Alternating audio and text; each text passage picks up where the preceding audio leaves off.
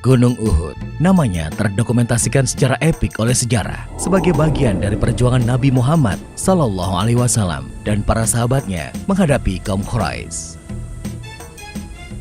Bulan Syawal tahun ketiga Hijriah, gunung ini menjadi saksi bagaimana akhir dari sebuah perang bisa memberi pelajaran berharga bagi kaum muslimin.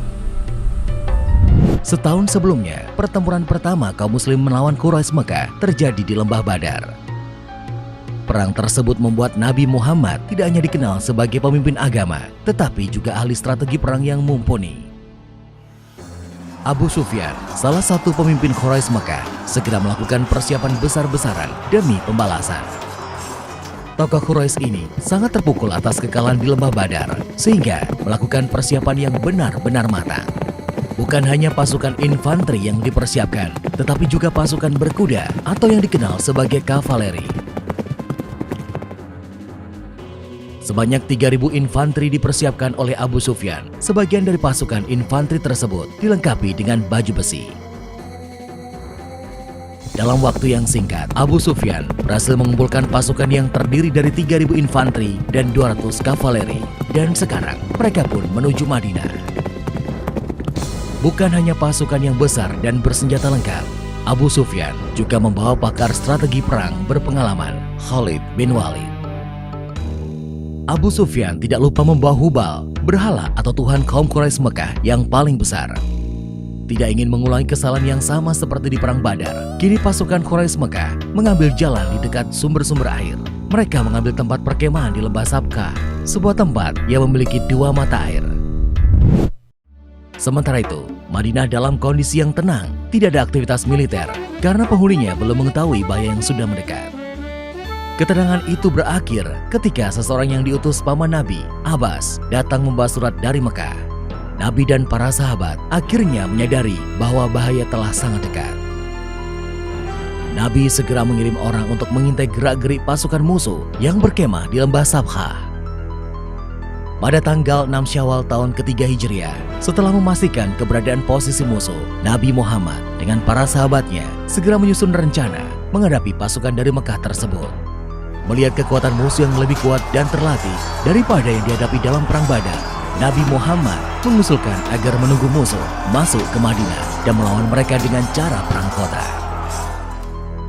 Cara ini akan membuat musuh terjebak dalam kelompok-kelompok kecil, sehingga lebih mudah dihadapi daripada melawan mereka di tempat terbuka.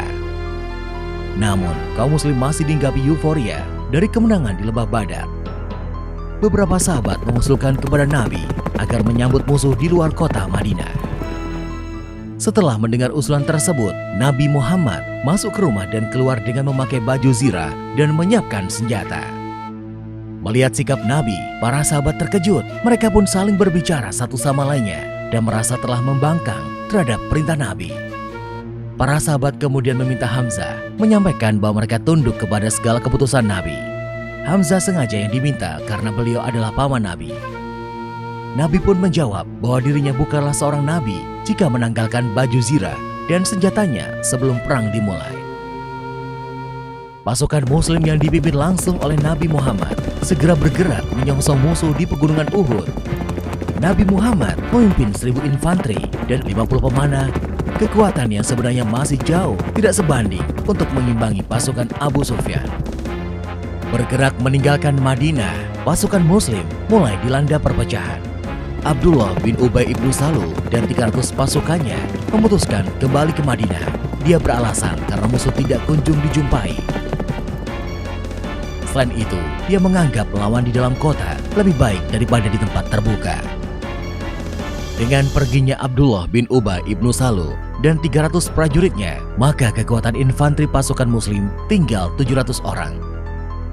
Situasi ini semakin mengkhawatirkan, mengingat ada 3.000 infanteri yang akan mereka hadapi. Berkurangnya jumlah pasukan ternyata masih terus berlanjut. Nabi Muhammad memerintahkan beberapa orang untuk kembali ke Madinah, seperti Abdullah bin Amr, Zaid bin Sabit, dan Usamah bin Zaid, karena usia mereka yang terlalu belia. Namun, beberapa pemuda yang terbilang belia memaksa bertahan dan turut serta dalam pertempuran, seperti halnya Rafi bin Khudaits yang diizinkan Nabi tetap ikut karena posisinya sebagai pemanah. Hingga kemudian sampailah pasukan muslim di pegunungan Uhud. Nabi Muhammad melihat sekelilingnya dan segera mengatur strategi. Nabi Muhammad menempatkan 50 pemanah di sebuah bukit di pegunungan Uhud sebagai pelindung infanteri yang berada di bawahnya. Para pemanah ini diharapkan akan mengacaukan konsolidasi pasukan Quraisy yang jumlahnya lebih dari 3 kali lipat pasukan muslim. Nabi Muhammad memberikan pesan penting kepada pasukan pemanah tersebut bahwa mereka jangan sampai meninggalkan posisinya dalam situasi apapun. Apakah pasukan di bawah mereka menang atau kalah, pasukan pemanah harus tetap siaga di posisinya. Dan perang pun sudah diambang mata seiring pasukan Quraisy Mekah yang semakin dekat. Perang pun semakin mendekat. Pasukan muslim yang dipimpin langsung oleh Nabi Muhammad membentuk formasi tempur di Gunung Uhud. Pasukan Quraisy Mekah tidak menduga bahwa mereka akan bertemu pasukan muslim di Gunung Uhud. Dua kekuatan sudah saling berhadap-hadapan. Sesuai tradisi bangsa Arab, mereka akan saling mengirimkan wakilnya dalam duel 1 lawan 1. Duel antara wakil dari pihak pasukan muslim dan pasukan Quraisy berlangsung sangat menegangkan. Hasil dari duel tersebut sedikit banyak akan mempengaruhi mental dari pasukan yang diwakilinya. Seperti kejadian di Lembah Badar, wakil dari kaum Quraisy lagi-lagi mengalami kekalahan dalam duel tanding tersebut. Setelah duel tanding, perang yang sebenarnya pun berlangsung. Pasukan kavaleri Quraisy bergerak lebih dahulu dan diikuti infanteri. Sedangkan pasukan muslim bersiap sambil menghunuskan tombaknya menyambut gerak maju pasukan Quraisy. Begitu pasukan Quraisy Mekah semakin dekat, tiba-tiba saja anak-anak panah berhamburan dari puncak Gunung Uhud. Hujan anak panah membuat kavaleri tertahan. Mereka harus menghindari anak-anak panah yang menghujam mereka tanpa henti. Melihat kavaleri mereka tertahan oleh serbuan anak panah, infanteri Quraisy Mekah bergerak maju. Kedatangan mereka disambut oleh pasukan muslim yang sudah siap dalam posisi tempur. Setelah berhasil menghindari hujan anak panah, pasukan kavaleri Quraisy Mekah mundur untuk melakukan konsolidasi ulang. Hujan anak panah dan jatuhnya korban di pihak pasukan kavaleri membuat mereka mencari cara lain untuk merangsek maju. Begitu melihat kavaleri mundur, pasukan pemanah di puncak Uhud mengalihkan sasaran mereka ke bagian ekor infanteri Quraisy Mekah.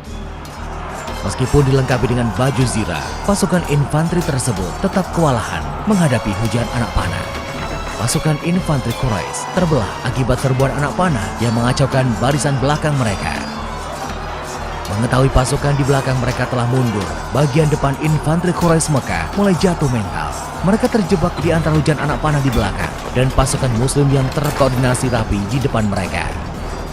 Tidak ada pilihan lain bagi infanteri yang di depan selain mundur. Sambil melindungi diri dari sergapan anak panah, mereka mundur untuk menggabungkan diri dengan pasukan di belakang.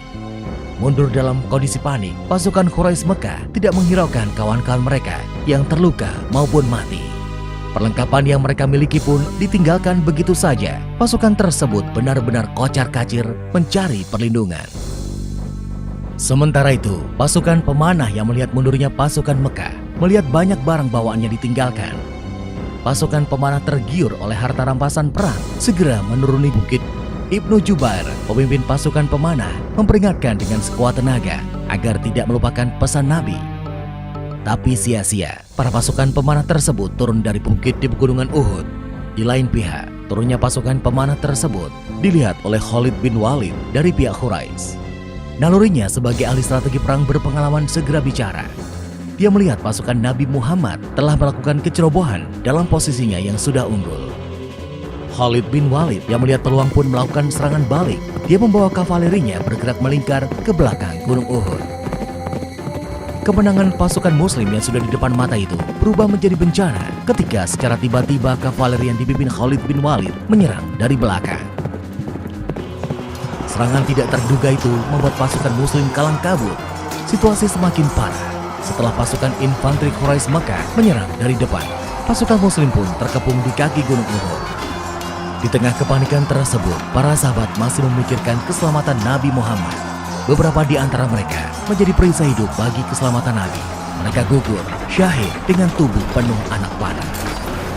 Namun pengorbanan mereka tidak sia-sia. Nabi Muhammad berhasil selamat dari kepungan tersebut. bertempur tanpa koordinasi, pasukan Muslim menderita korban yang cukup banyak. Salah satu korban tersebut adalah Hamzah bin Abdul Muthalib, paman dari Nabi. Korban yang jatuh di pihak Quraisy Mekah pun terbilang banyak, meskipun tidak sebanyak yang diderita pasukan Muslim. Setelah bertempur beberapa saat lamanya, pasukan Quraisy memutuskan mundur dan kembali ke Mekah. Setelah perang usai, Nabi mensolatkan dan memakamkan para sahabat yang gugur syahid di Gunung Uhud. Nabi sendiri mengalami luka-luka yang cukup parah. Situasi kacau akibat kelalaian yang dilakukan oleh sebagian pasukan Muslim memberikan mereka pelajaran berharga tentang pentingnya persatuan dan kepatuhan pada perintah pemimpin dalam sebuah peperangan. Hari itu juga, pasukan Muslim dan Nabi Muhammad kembali ke Madinah. Berdasarkan pelajaran berharga dari Gunung Uhud, Nabi Muhammad dan para sahabatnya bersiap menghadapi peperangan berikutnya.